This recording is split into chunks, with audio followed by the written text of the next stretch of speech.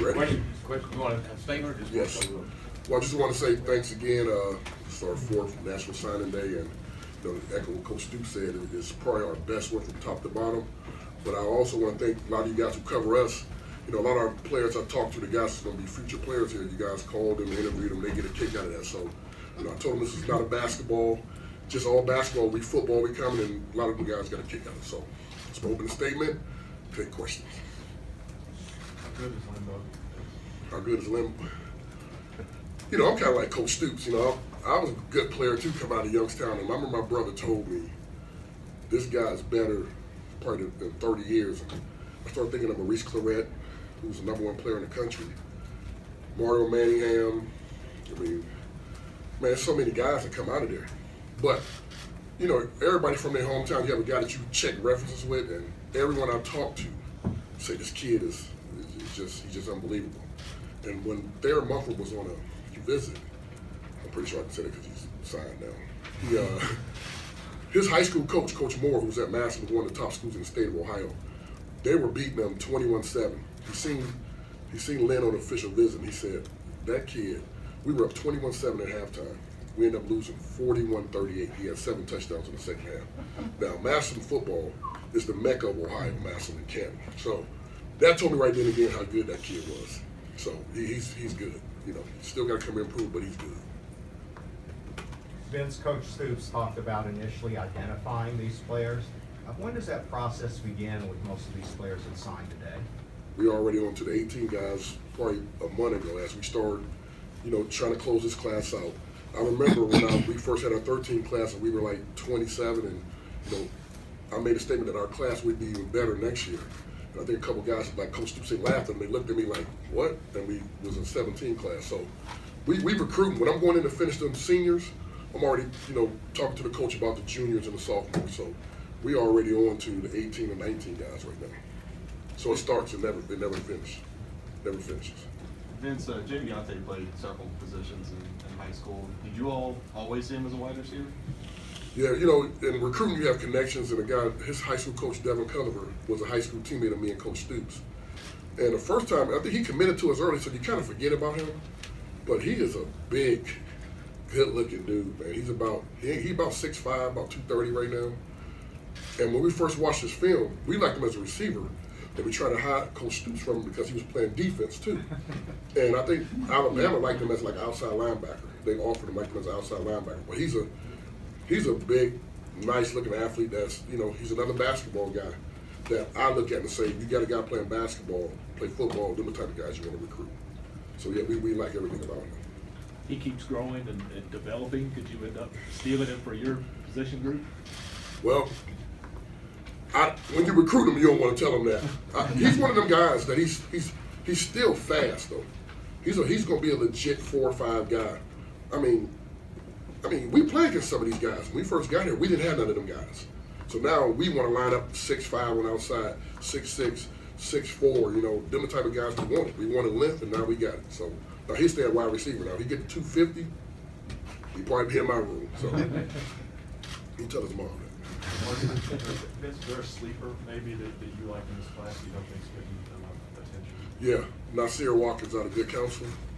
He's about 6'6", about 305, don't look it. But he only played really 1 year at offensive lineman. I think his potential is through the roof. He's a smart kid. Did well in that league. There's a lot of D1 guys. Got a guy going to Texas A&M, a guy going to Ohio State. He did pretty well against them. He said the hardest guy he went against though was Joshua Patton. So, he got good work every day. So he's my sleeper in that group. How important was it to go to Maryland and extend that pipeline up there? Well, if some of you guys follow recruiting, I think he had came out a while back. We weren't even in his top 10. And Coach Stoops came to me and said, I want you to go up there and recruit him. And I think the problem was he had an older brother here that was part of not winning. So his dad wasn't really trying to hear that. So we had to go there and sell the family first. And like Coach Stoops said, what really sold him when he came to the Georgia game, and he called his dad immediately and said, this is not what you think, Dad. He said, this is unreal, this atmosphere. And he was sold right then and there and never wavered. Penn State and other schools came in and tried to take him, but I knew he was pretty solid. Vince, so much has changed in recruiting, the technology side and all that, but I'm curious about what has not changed and what will never change about recruiting, successful recruiting. What will never change is that you still got to go in them schools, win that coach over, and then when it's time to have a physical contact, you got to win them parents over. And you got to find the person who's the decision maker in that prospect's decision. Some people get caught up thinking it's the high school coach, and it's not. It could be the girlfriend, it could be the uncle. One kid I was recruiting, there was a lady that worked in the community, that worked at a store. I found out and went out there and bought a soda and had a little conversation with her. So you got to find out who the players is and the thing. The one thing will never change. You still got to build relationships.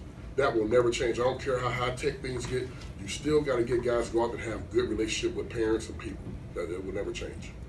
Speaking of something that has changed, I think Jordan Wright was having some fun on social media yesterday, kind of hinting that maybe he may flip. How aware are you of Man, players I was social- going to assume when that tweet came out, he was just having fun with y'all. He was solid. I asked Coach Graham, that's the recruiter. I said, "Hey Eddie, he's good. He's good." So we have guys, believe it or not, they'll watch everything and they'll tell us. I mean, the kid even, say the wrong vowel, they're gonna tell us. So it's just like we always on it. We're gonna be on it no matter what. This is a big business, so you gotta be on it. The league had so much success selling potential over the last few years. How different was it being able to sell some success? Yeah. Especially in the last few months. When we first got here, we were selling a dream and what it was going to become, facilities, all that. You're still selling the SEC, but eventually we had to win that signature game to make them say, "Whoa, okay, everything they selling now is coming true." And I can tell you this: when our coaches went out that first in December, I had a lot of people telling me our coaches were walking into schools with a swag, and everybody was talking about the Louisville game. And what it did for me in Ohio was, we always had our logo was very strong there. It just kicked in the door now that you say, okay, you beat a top 10 school, you the Heisman guy and all that. So to me, that win was huge. I can't even say how big that win was. It was huge for us. Vince, you talked about liking it when some of the media call these kids and interview them. What do you not like seeing the media do in terms of the recruiting process? Well, the flip side is that when they get a lot of information about who we recruiting, and we may be recruiting 4 DBs, and somebody may write a story and say, we taking 4 corners. Well, that's not true. We may be taking 2 corners and 2 safeties. But another recruiting site that's for another school will say, well, they taking 4 corners. Or we taking 6, I think we got 7 D linemen. Well, they all ain't DN. Some of them got to be 3 techniques, some got to be 5s, and some got to be jacks. So that's what we were facing with coming down with Pascal and some other guys, that we took just 7 D linemen. So sometimes that can hurt us too. So you kind of say, we thank you guys for your support covering us, but sometimes you can hurt us too. So, but that's my job to keep it, just keep them kids in. This time last year, I think you said that this was going to be one of the best years ever in Ohio. Did it pan out that way? And what do you see for this year coming up? I will go on the record of saying this, and we signed the best player in Ohio. Lynn Bowden is the best player in Ohio. And if you ask probably 30 reporters that cover Ohio football, they all will say he's the best player in Ohio. Sometimes when you don't go to the other school, now he may be the 2nd best player or the 3rd best player. But Ohio was very loaded. We got what we got out of Ohio from top to bottom. It's just that we wanted to span, and then when you hired Coach Grand and Henshaw and Lamar, it just, before we take 11 guys out of Ohio. Now Eddie did such a good job in Florida. The numbers went down, but also, I went to Maryland and got the 2 kids out of Maryland, and then Phil Hawkins is really from Ohio, but we went to Kansas City to get him.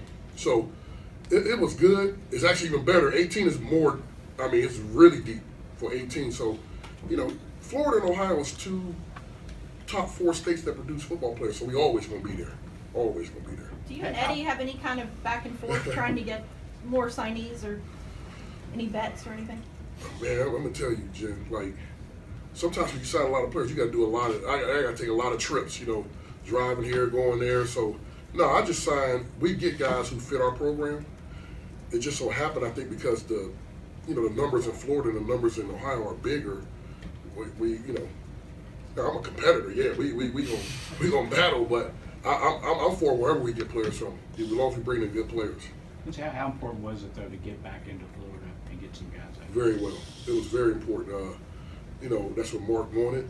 We knew we was gonna have Ohio. We knew we was gonna put a fence around Kentucky.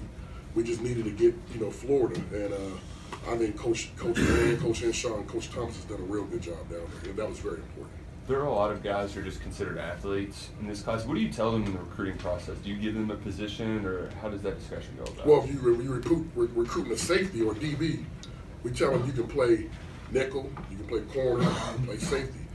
Now, if you're just a straight guy that's just a corner, and we make you say we want to take a shutdown corner. Same thing as wide receiver. We more versatile guys that can play inside, outside. I mean, like a guy like Lynn Bolton can play. I mean, honestly, he can play a lot of positions. He can play inside, he can play out, he can play tailback, he can play quarterback. But I think he's good enough. He can go over and play defense and probably start in the secondary as a secondary guy, as a DB. So we recruit athletes and we place them, but we do have a specific, you know, position that we tell them they're going to play. Terrell Agin was another one of those guys listed as an athlete. Where do you see him being? I'll tell you, that's a good question. I'll tell you one thing about Ty. I call him Ty, but he committed so early. We had to battle a lot of schools to get this kid. I mean, it came down to Michigan, and Michigan State was still trying to get him like the last week in this recruiting cycle. But he's a guy, when I first seen him, Estes Wall, one of our recruiting guys, he brought him to me a year and a half ago, and I thought I offered him as a wide receiver. But of course, you know, our boss is a secondary guy. He came and watched his film, and we moved him over to defense. So he's like, as you see, like some of the services had Lynn, like the number 1 and number 2 athlete in the country, and he's like number 4 or 5. So the same type of players. I mean, not almost the same type of player. So, you know, with him, he just, I mean, I know Coach Klingskill is very excited about him. He gives us so much that you can do. And he kind of reminds me of Mike Edwards a little bit, probably a little bigger Mike Edwards. Alex King is another guy who committed pretty early. What do you like about him? He's another one. Great pass rusher. Can bend, played at a high level, played in a big conference. And, you know, we beat Tennessee, Michigan State out for this kid, Wisconsin. But he was a guy where, and I got to give a shout out to moms, his mom really protected this kid from other schools. Like, she would tell the high school coach, don't pull my son out of class. And one time he did it one time, and I don't think that worked out well. So we need to really give her a shout out. She really, and some of the other moms on the staff in this recruiting class, they were very strong in helping us, you know, keep their kids, you know, committed. Folks, thank you very much. Got the other assistant coaches across the hall. Thank you, guys.